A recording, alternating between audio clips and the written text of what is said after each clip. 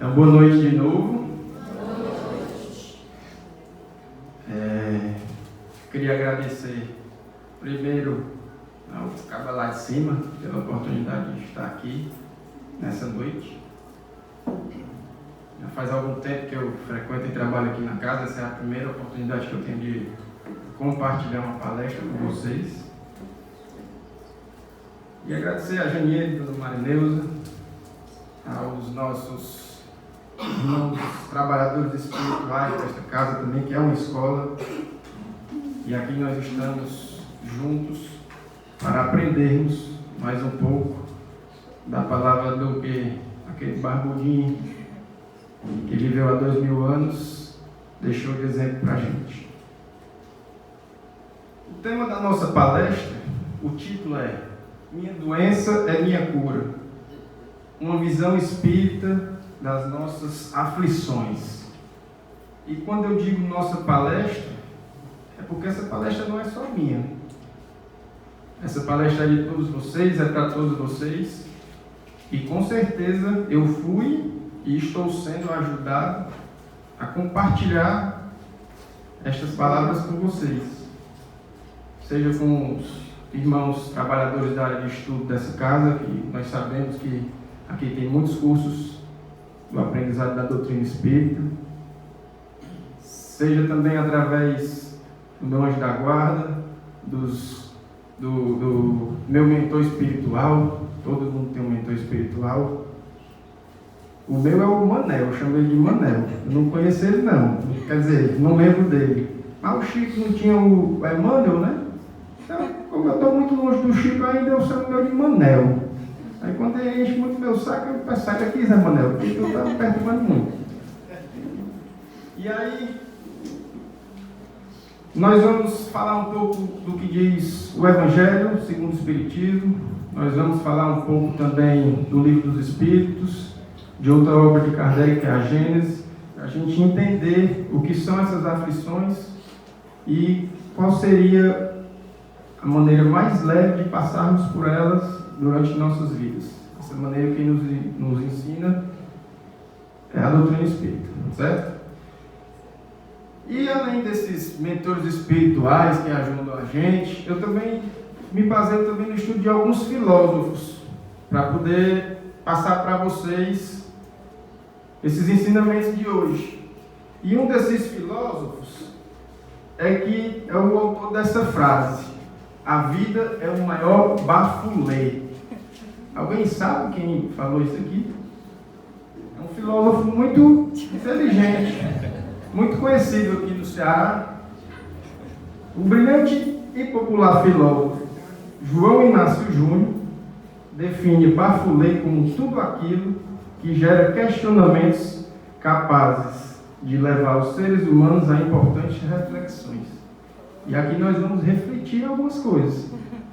Então, para começar, vamos aos bafulês da palestra de hoje. Primeiro bafulê do dia: o que é Deus?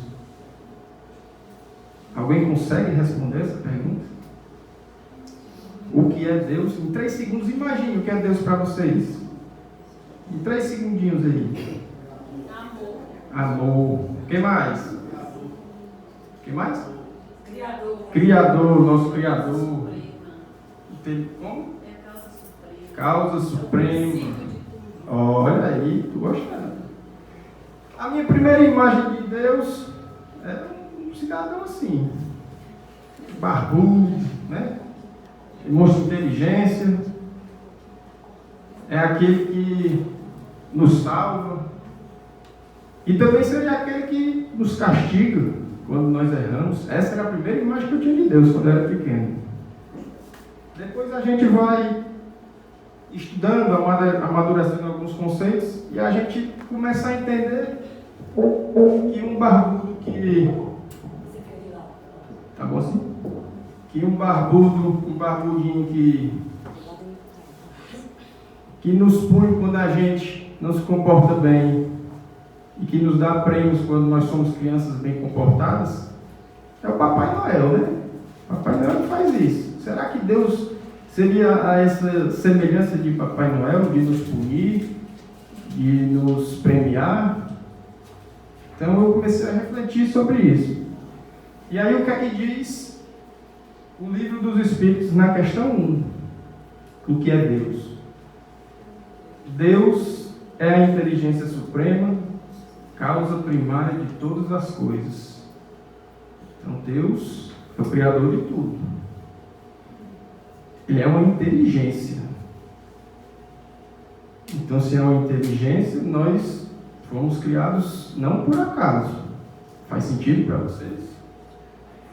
E aí eu já entro no segundo bafulê do dia. Agora vocês vão ver. É um questionamento bom. Deus é justo? Quem acha que Deus é justo, levanta a mão.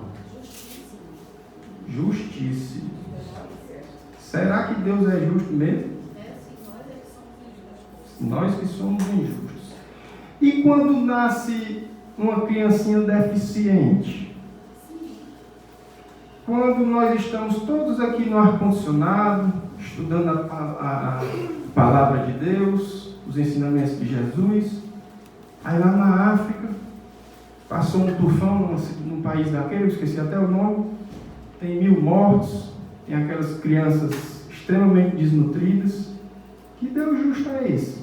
Que a uns ele concede, não sei, alguém que tem comida, tem um bom teto, tem um ar-condicionado em casa, assiste uma televisão, pode pedir uma comida de um restaurante na hora que quer, enquanto outros dependem da bondade dos outros, dos seus semelhantes. Aí entra o livre-arbítrio.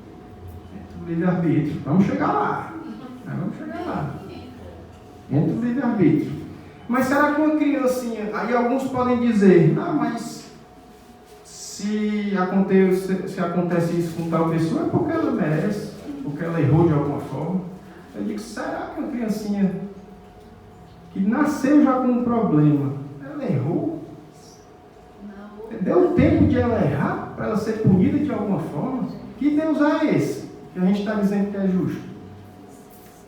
Então esse questionamento eu fiz. E a doutrina espírita, ela é interessante por quê? Porque ela tem um caráter científico dela. Ela é religião no sentido de permitir essa ligação, de ligar o homem a Deus. Ela é filosofia porque ela deixa os ensinamentos de vida, a reforma íntima, a gente seguir e melhorar como seres humanos, como seres espirituais. E ela é ciência, porque ela permite esse tipo de questionamento. Não é pecado a gente questionar isso. Então, essa é a beleza da doutrina espírita. E aí no livro A Gênese, no capítulo 2, item 19, Kardec pergunta aos espíritos e tem uma definição dos atributos de Deus.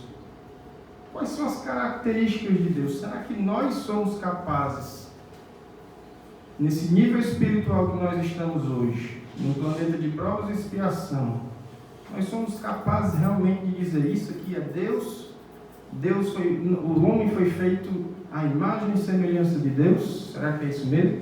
Vamos ver o que é que os espíritos dizem. Deus é eterno. Se Deus é eterno, ele não tem início e nem fim. Vocês concordam? Porque se ele tivesse início, alguém teria criado Deus. Se alguém tivesse criado Deus, Deus não seria Deus. Deus seria quem criou Deus. Maria. Complexo, né? Deus é infinito. Deus é imutável. Se Deus não fosse imutável, as leis dele, as leis do universo, também não seriam imutáveis. Vocês já pensaram o caos que seria? Deus é imaterial. Se Deus é imaterial, quer dizer que ele não é feito desta matéria que nós somos feitos. Se ele não é feito desta matéria, talvez, tecnicamente, a gente pensar, ninguém é obrigado a acreditar, nós estamos aqui para questionar. Se ele é imaterial, então talvez nós não tenhamos sido feitos à sua imagem e semelhança. Vocês concordam? Mas na frente da Gênesis, que é essa obra de Kardec, acho que fez 100 anos esse ano, foi, Janine? A Gênesis fez 100 anos já, né, que foi escrito.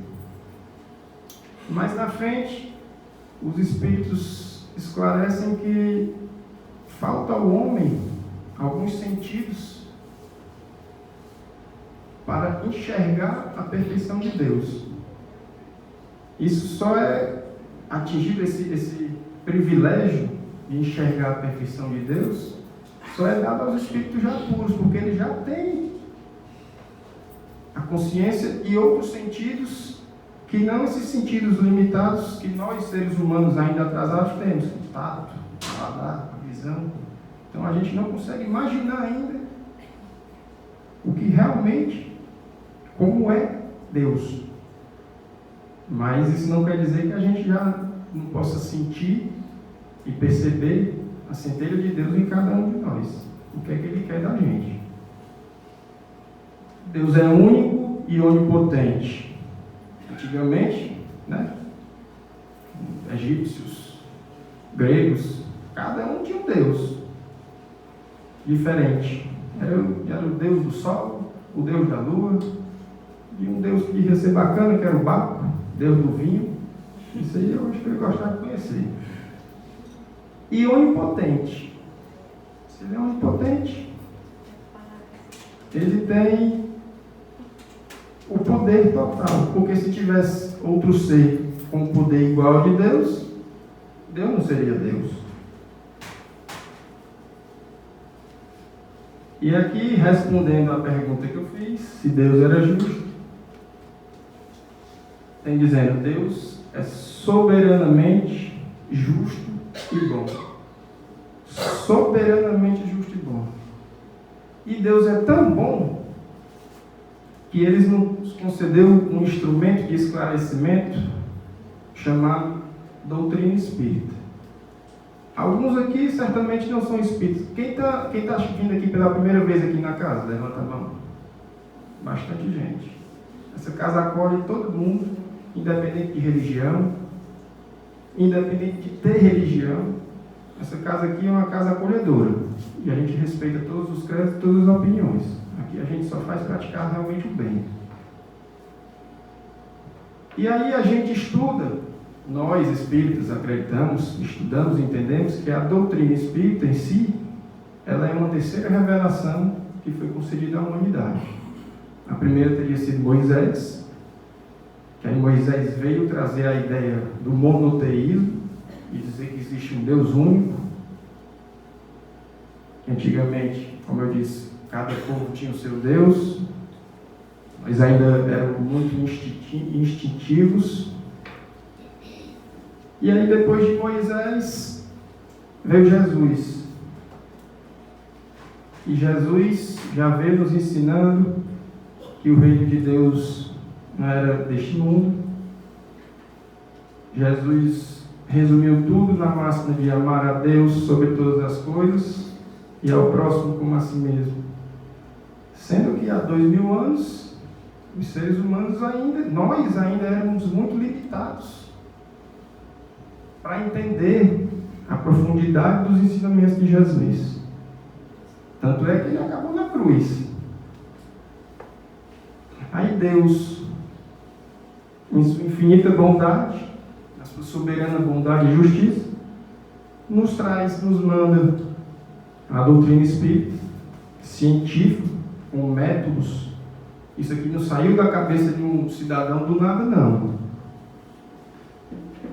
E a doutrina espírita, ela vem florescer as sementes que Jesus plantou. Ela vem esclarecer os ensinamentos que nós não éramos capazes de entender à época de Jesus e que agora que nós estamos começando a entender alguns conceitos. E entre esses conceitos que a doutrina espírita ensina, ela diz que todos fomos criados simples e ignorantes. Eu digo, se a gente disse aqui, todo mundo diz que Deus é justo, Deus é justíssimo. Eu creio que isso faça sentido. Porque faria sentido Deus ser justo e já criar um ser inteligente e outro ser com dificuldade maior do que outro, com limitação maior do que outro ser? Faria sentido isso?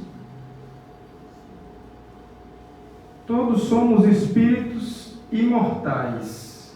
Nós somos espíritos imortais. Nós não somos apenas este ser de hoje que nós somos, esse ser humano que nós somos. E aí Deus nos impõe, diz a questão 132 do Livro dos Espíritos, Deus nos impõe a encarnação, aqui é a encarnação, estou falando da primeira encarnação, como caminho necessário para que consigamos chegar à perfeição e também como forma de contribuirmos com a nossa parte para a obra da criação. Ah, Vitor, e o que é essa obra da criação? Rapaz, a gente não tem condições de afirmar ainda não. O mistério de Deus, nós seres humanos, com essa nossa limitação intelectual, moral, nós não temos como apontar, é isso e isso. Mas nós temos plantados em nós a semente de que nós fomos criados para o bem, simples e ignorantes, mas nós fomos criados para o bem, para nossa evolução, que é o caminho natural de todos os seres criados pela nossa divindade. E aí a doutrina espírita continua. E por que a gente encarna? Porque do lado de lá, dependendo de onde nós estejamos, é muito mais fácil a gente aprender as coisas. A gente não tem que acordar cedo para trabalhar, para ganhar dinheiro, para comprar comida, para manter esse corpo físico. A gente não tem esse estresse todo, não, dependendo da zona que nós estivermos, né? Isso não é 100%. Tem alguns cantos de sofrimento também. E como nós somos espíritos imortais, que nós já vimos, a doutrina espírita diz que nós temos a pluralidade das existências. Nós não encarnamos só uma vez. Nós encarnamos várias vezes, inúmeras, por vários séculos, milênios.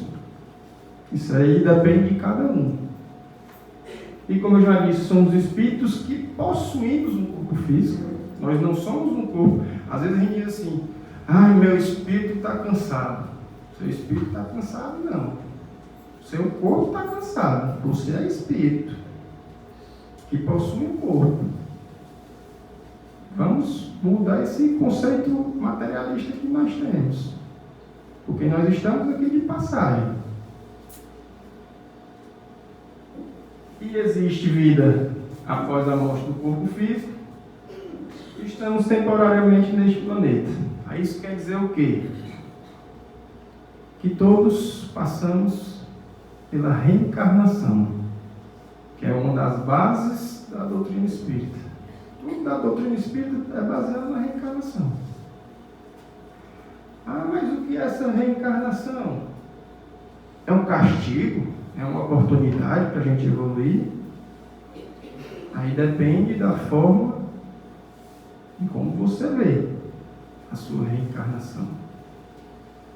Mas saiba que ela é necessária para que a gente possa atingir o nosso crescimento moral e espiritual.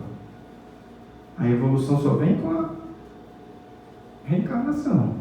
Ela não vem se a gente ficar estagnado, não. Se a gente ficar parado, a gente não está crescendo nada. Aí eu vos pergunto, para que reencarnar? Eu já disse que aqui, acabei de dizer que a gente reencarna para poder continuar a caminhada evolutiva.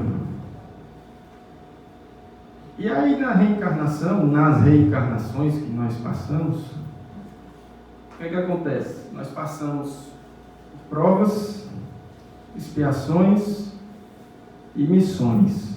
Isso quem diz é a doutrina espírita para a gente. E é bom a gente saber diferenciar. Primeiro, antes de tudo, nós conhecemos basicamente 5 categorias de mundo. São os mundos primitivos, onde encarnam e reencarnam os espíritos mais embrutecidos ainda, nas suas primeiras encarnações. Nós temos os mundos de prova e expiação, que é esse aqui que nós estamos, que é a Terra, que o mal ainda vai se sobrepondo ao bem. Como todos nós evoluímos individualmente, o planeta também evolui na sua coletividade. E aí o mundo de provas e expiações, com o tempo, a vibração dele o transforma em mundos de regeneração. E ainda existe o bem e o mal, mas já está mais equilibrado. O bem já começa a aparecer mais do que o mal. E aí, depois, a 4ª categoria que nós conhecemos, temos os mundos felizes. E por último, os mundos celestes, que aí são os espíritos puros que habitam esse mundo. Já é um mundo mais desmaterializado. A gente não se percebe com essa matéria que a gente carrega hoje, não.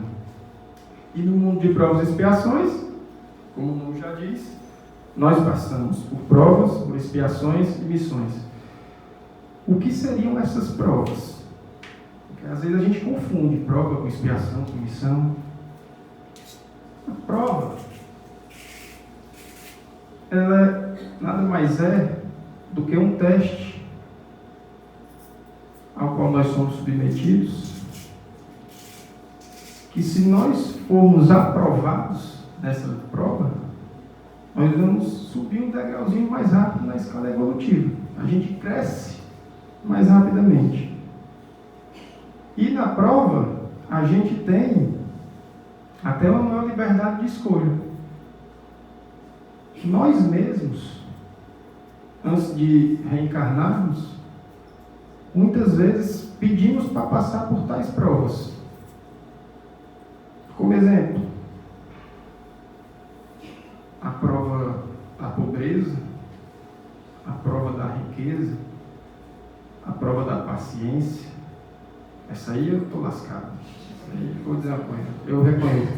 A prova da tolerância. Isso são provas que nós muitas vezes escolhemos.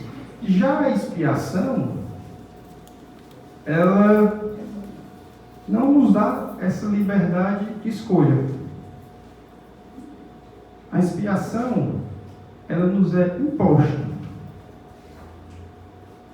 por algum motivo, de algum erro que nós cometemos em algum momento de nossa existência. Toda expiação serve de prova. Mas a prova, nem toda prova serve de expiação, ao contrário, não é verdadeiro. Alguns fatos, para uns, pode ser prova. O mesmo fato para um pode ser uma prova, e para outro pode ser uma expiação. Vou dar um exemplo. Numa determinada vida, eu persegui um cidadão, rapaz, mas eu fiz mal esse cara.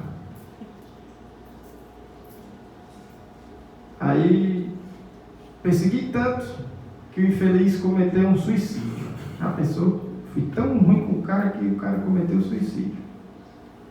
Aí a gente desencarna, depois desencarna, fomos para o mundo espiritual. Aí na hora de reencarnar, é decidido muitas vezes a nossa consciência que nos impõe certas expiações. O peso é tão grande que a gente carrega, que a gente só se livra daquele peso depois que a gente consegue passar por uma experiência para poder pagar aquele erro. E aí, em outra vida, eu venho como pai daquele espírito que eu maltratei na vida anterior. Isso é só um exemplo. Estou dizendo que é regra, que todo mundo, seu filho você maltratou em outra vida. Não é isso. Isso é um exemplo, pelo amor de Deus. Aí digamos que um espírito que nada tenha feito mal a outro em outras vidas. Mas ele pede como prova no mundo espiritual para reencarnar como pai daquele espírito, para ajudar aquele espírito. A prova de conceder amor, de ter paciência com um espírito extremamente embrutecido. Então, esse fato não tem nada a ver com vidas passadas. Prova. Ficou claro?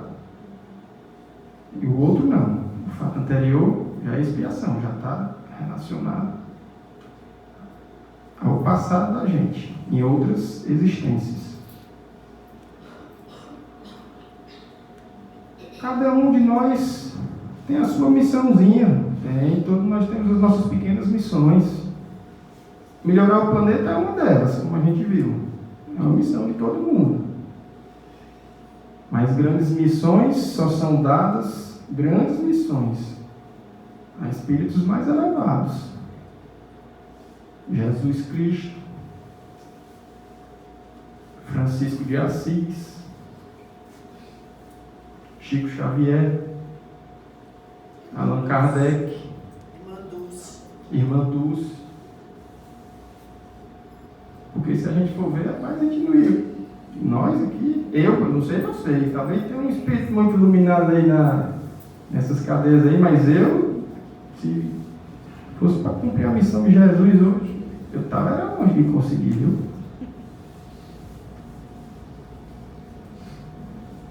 E aí, para passar por essa reencarnação, o que acontece? Deus nos concede o esquecimento do passado, um véu. Para quê? Para a gente não lembrar as besteiras que a gente fez na vida passada. Tu já pensou? Se eu tivesse te matado na vida anterior, aí a gente se encontra agora, eu me lembro que eu te matei, e tu lembra que eu te matei. Ia dar certo. Ou tu ia querer me matar. Eu ia ficar com vergonha de ti. Rapaz, não vou encontrar com aquele cara não, porque eu matei ele em outra vida. Aí Deus concede o quê? O esquecimento do passado.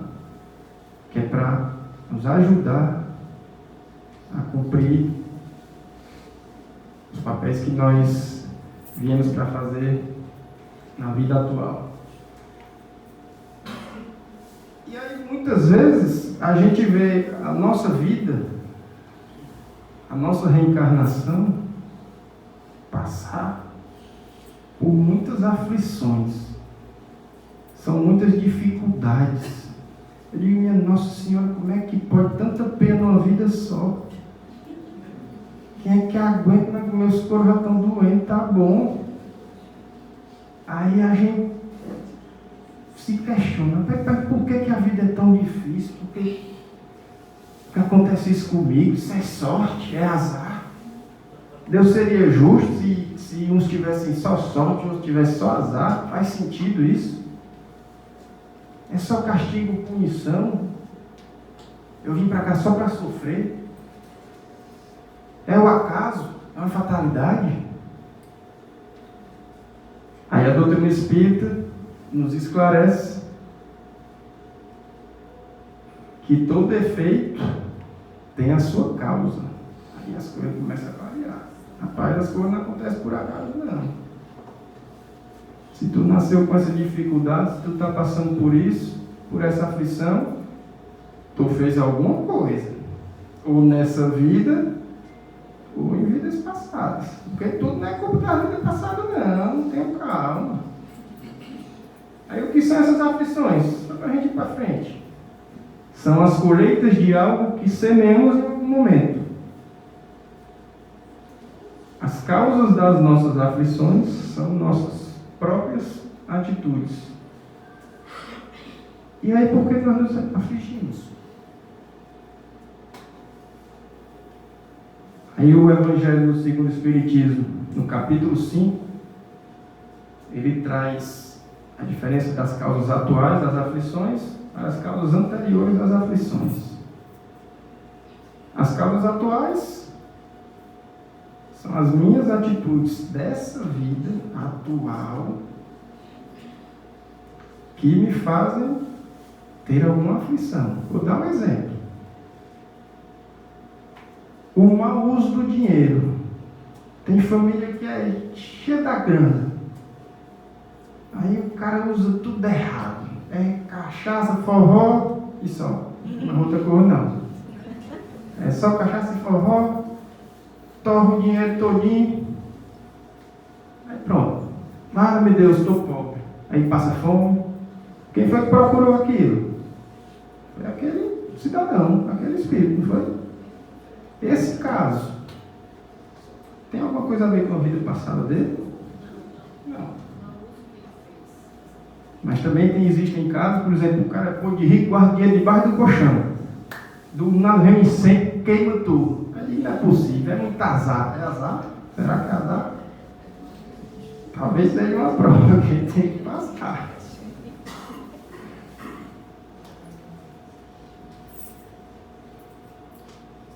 E nós temos também as causas anteriores. Dessas causas aqui é bom a gente falar. Um exemplo. O cigarro, a bebida excessiva. O cara tem um câncer de pulmão quando chega com 50 anos. Fumou a vida toda. Ele não tinha problema nenhum em outra vida com cigarro, com pulmão, com nada. Aí ele fumou, esbagaçou o pulmão dele e teve um câncer. Aí vem a aflição. Que aí Deus é injusto. Será que Deus é injusto? Será que você não procurou aquela aflição para você? É muito bom a gente colocar a culpa em Deus, colocar a culpa no acaso. Né? Aí, mas também tem as causas anteriores. Aí é onde entram as expiações. Já vem causas de outras vidas. Lembra que no começo eu perguntei se Deus era justo? E falei do caso de uma criancinha que nasce com alguma paralisia, com alguma deficiência.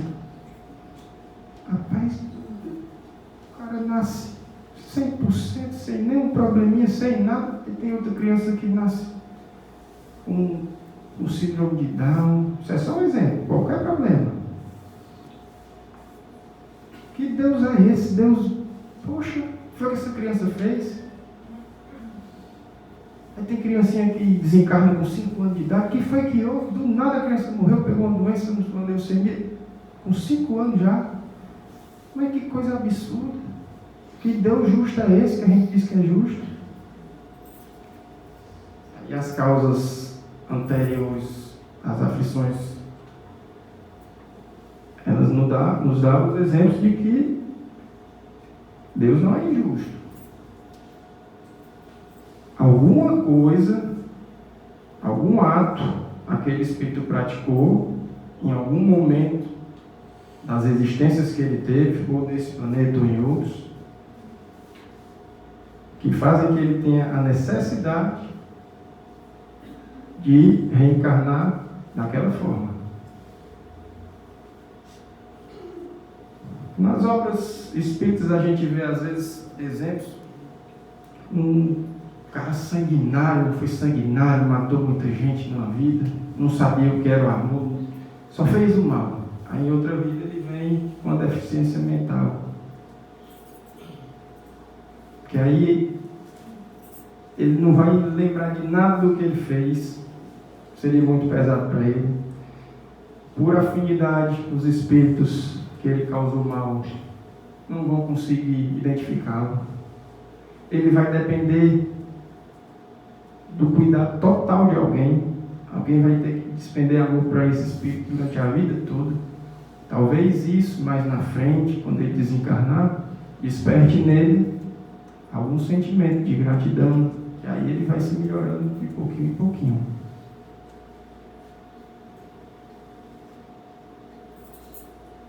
E aí já estamos caminhando para o fim, já a janeira acende a luz.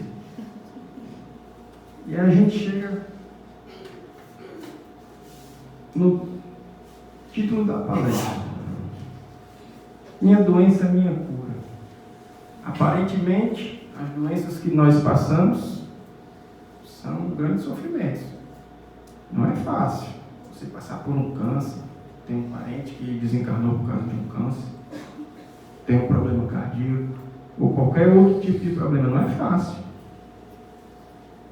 Cardíaco é o melhor. É bom, né? Depende.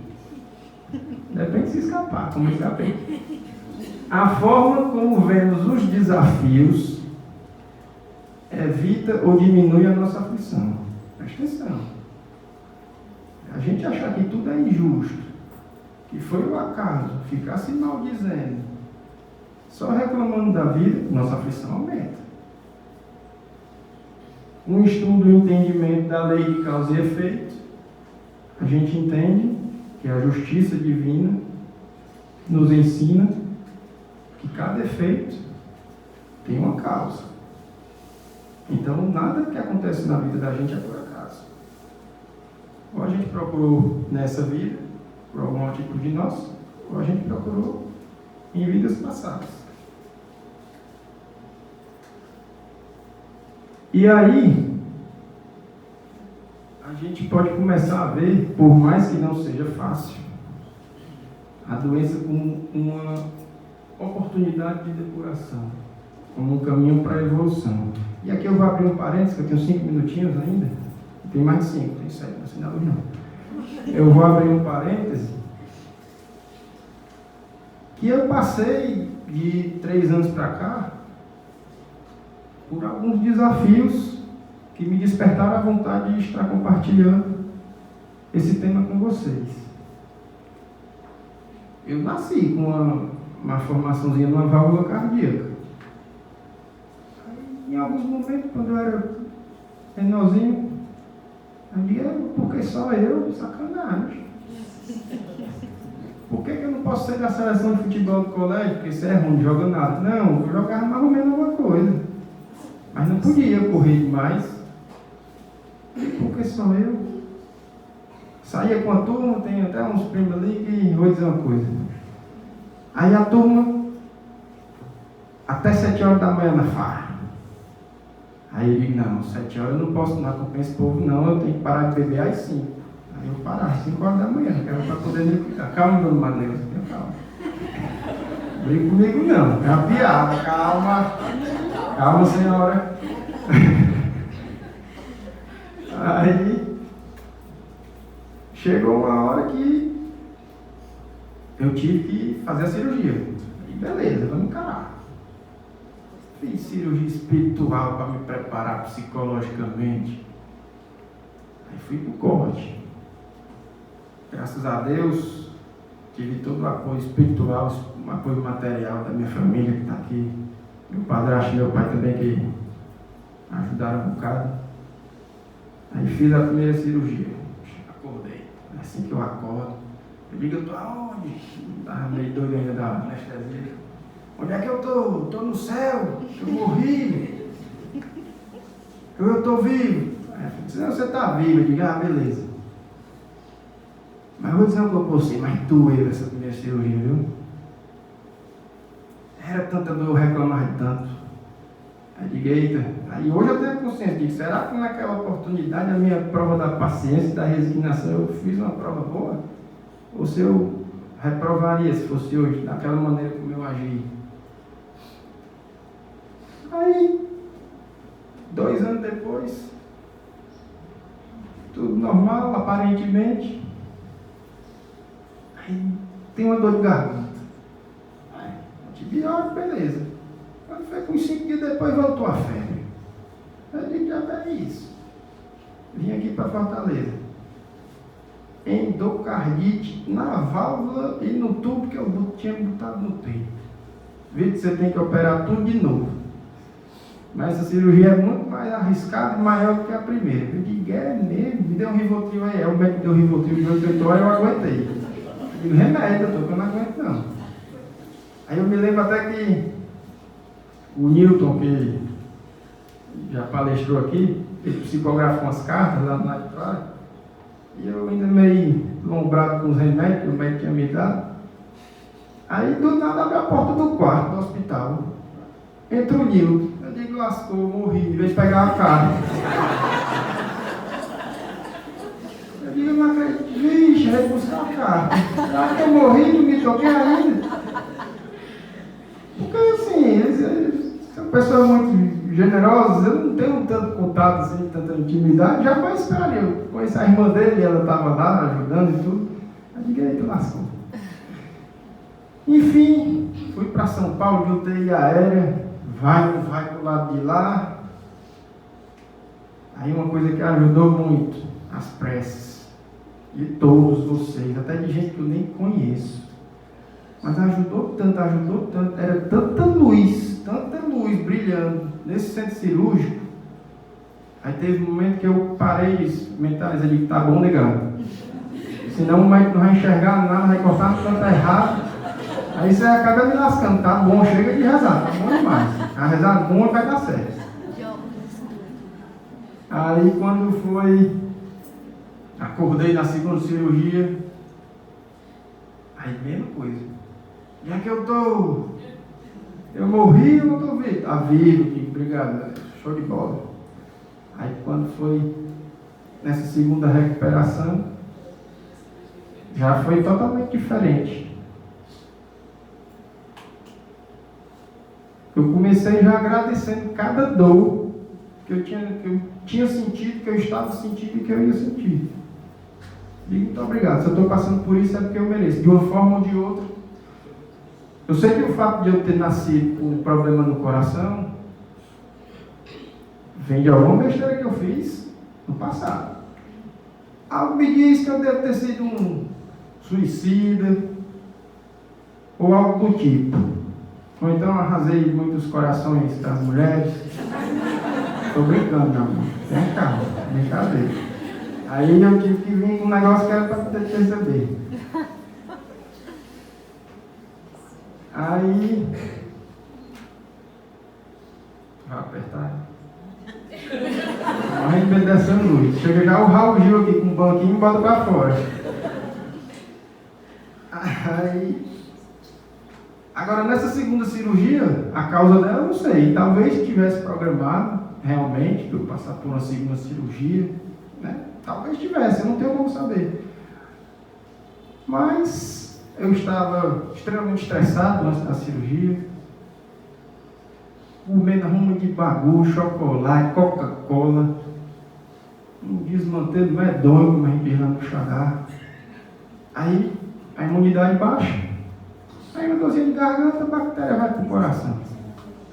Talvez eu que tenha procurado nessa vida mesmo. Uma aflição que eu causei nessa vida. Mas pode ter sido em outra vida. Essa resposta não tem ainda. Um dia, talvez eu seja esclarecido ou nessa vida ou em outra ainda. Mas o fato é que o segredo é a gente... Não era só a mesma dele? O fato é que se a gente procurar entender o porquê das coisas, a gente consegue levar os desafios que a vida apresenta para a gente de uma forma mais leve. É fácil? É não.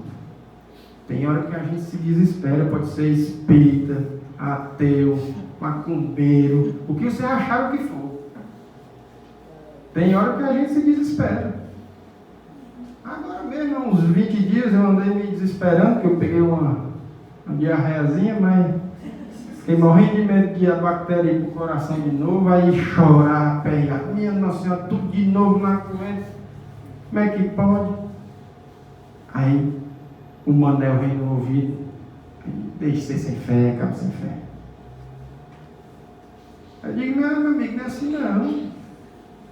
O Chico Xavier, quem era o Chico Xavier? Quando estava lá no avião, vocês assistiram o filme?